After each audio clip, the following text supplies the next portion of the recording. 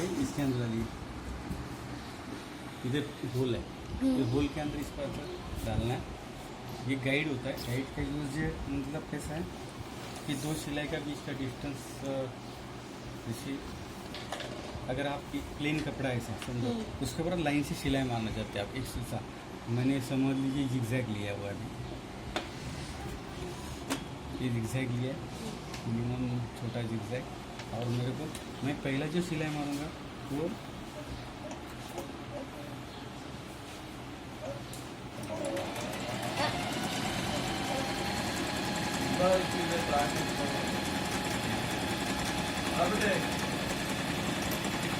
ये पहले सिलाई मैंने अपने हिसाब से मार दिया, ठीक है।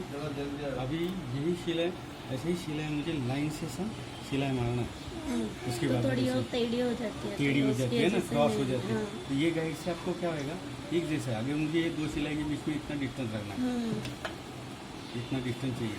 तो ये डिस्टेंस मुझे सेम रहने के लिए ये गाइड को मैं ये सिलाई पे रखूँगा। अच्छा, तो ये गाइड मैं अभी ध्यान दूंगा इसके ऊपर, ये सिलाई के ऊपर चलेगा तो मेरा दो सिलाई का डिस्टेंस सेम रहेगा।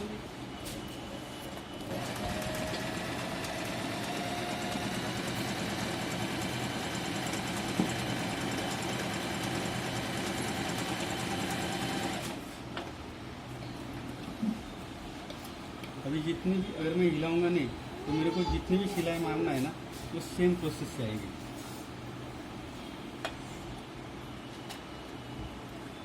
ये डिस्टेंस इधर मिलेगा। आ रहा है समझ में आपको?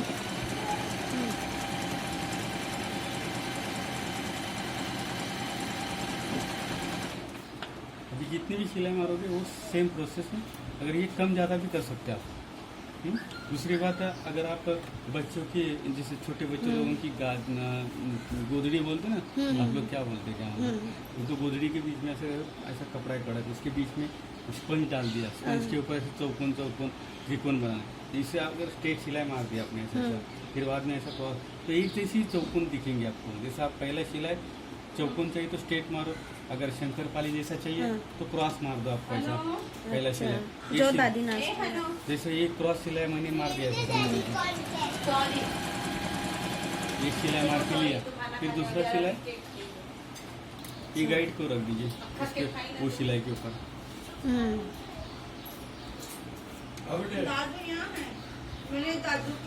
ये गाइड इसके ऊपर चलेगा तो एक जैसे ही चौकुन, छोटे मोटे बड़े होएंगे नहीं, एक जैसे ही दिखेंगे आपको। और बीच में कपड़े के बीच में स्पंज रहेगा तो वो चौकुन फूक के आएगा ऊपर और उठ के दिखेगा। आजकल वो लेडीज पर्स के ऊपर भी रहते हैं ज़्यादातर ऐसे बने हुए, एक एक्टिविटी रहती है। आ रहा है समझ में? हाँ सर, वो क्या इसका क्या रेट? इसका ये बड़ा धागा रहेगा तो यहाँ पे टॉपर है। ओके, स्टॉपर रहेगा। इसके अपने अलग फुटर्स वगैरह मिलेंगे, एक्स्ट्रा फुटर्स मिल जाएंगे, बॉबिन वगैरह? हाँ मिल जाएंगे। बॉबिन तो नॉर्मल प्लास्टिक की मिलेगी चलेगी, या लोखंड की मिलेगी चलेगी, जो नॉर्मल रहती है वो चलेगी नो प्रॉब्लम। स्टील की नहीं चलेंगी ना इसमें? स्टील की भी चलेगी, वही नॉर्मल वही रहती है। वही। अभी आपको थोड़ा मेंटेन दिखाता हुआ देख लीजिए थोड़ा। ये जैसे मशीन का भी धागा फंस गया या मशीन खड़खड़ा आवाज़ आने लगी, ऐसे टाइम में आप क्या करोगे? तो पहले आपको ये बॉबिन केस निकाल लीजिए। बॉबिन केस अगर नहीं निकलती है तो भी रहने दो, कोई इश्यूज़ नहीं। अगर उसको ये दो पॉइंट आ जाए, इसको लेफ्ट साइड में करना है, इसको राइट साइड में करना है, कपड़ा भी अटक जाए तो भी इससे लेफ्ट राइट करेंगे तो ये निकल आएगा बाहर, ये भी निकलेगा। ये नहीं निकलता तो खींच के निकालना है इसको बाहर, ये भी निकलेगा आपका।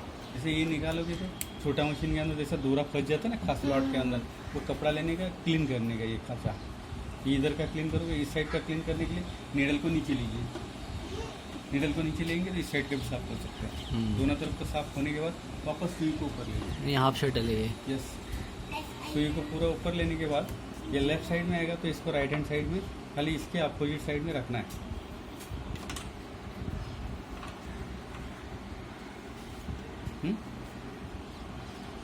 इसके अपोजिट में रखा इधर, फिर ये पतरा अंदर जाएगा, ये डॉट है नीचे, ये स्लॉट है, इसके अंदर लगेगा।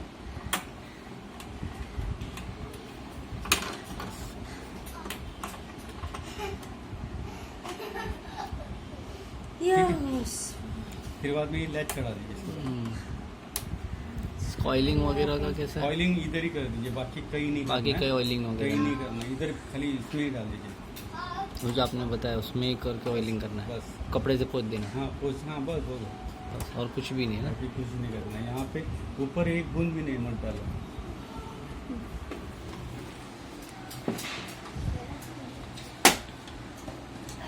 बैठ के करना तो एक्सटेंशन टेबल का जरूरत है क्या? जरूरत नहीं सर, ऐसा इस पे ही हो जाएगा। इधर जगह पे क्या हो गया काला उसको? ये अभी जो एक खोला ना मैंने, सकल कर लेते हैं। निकल जाएगा ना। हाँ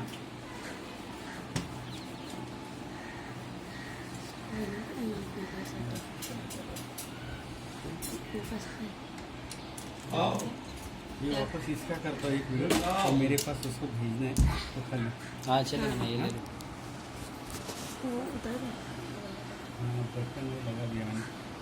ये जो अभी वापस मैं बोलता हूँ सर, ये देख लीजिए, बटन लगाते समय ये बटन इसमें रखना है और इसको बैक साइड पुश कर दीजिए। इसमें लगाने के बाद इसको निकाल लीजिएगा और इसको यहाँ पे अटैच कर दीजिए और इसको ये जो बटन लगाते समय एक बैक साइड पुशिंग एक ये दिया, उसको नीचे लीवर को नीचे खींच लीजिए ऐसा पूरा। ये लीवर को नीचे खींचेंगे और उसको एक साइड पुश करना है मान ली। और यहाँ पे 1 और 0 के बीच में, यहाँ पे भी दिखाइए 1 और 0 के बीच में, और यहाँ पे मिनिमम 4, ये 4 टेंशन 4 और 1 स्टेप बटन होल्डिंग पे दिया है, वहाँ पे रखना है आपको। बटन होल्डिंग पे कितने पे? जिग जैग पे। Zigzag नहीं, 1 स्टेप बटन होल्डिंग दिखा है। अच्छा अच्छा, फोटो है। हाँ, जहाँ पे भी बटन होल्ड करना है वहाँ पे कांच कपड़ा रखिए और ये नीचे कर दीजिए। जैसे ही यहाँ से स्टार्ट होएगा और वापस रिटर्न आएगा तो आपको पैर उठाना है। ये देखिए यहाँ पे गैप गिर रहा है, ये गैप पूरा भर के आएगा। ये गैप बंद हो जाएगी तो पैर उठाना है। हाँ ठीक है, ये आपका काज कंप्लीट हुआ। जितना बटन की साइज है उस हिसाब से आपका बटन काज बनेगा। इसको दूसरा काज बनाने के लिए वापस इसको पुश करना है, खाली पुश करके बैक साइड छोड़ दो, वो ऑटोमेटिक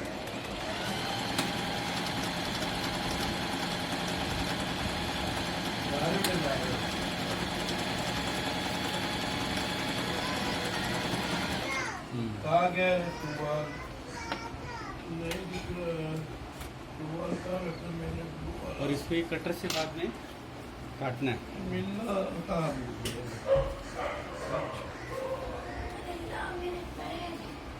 ये काज कंप्लीट हो जाता है।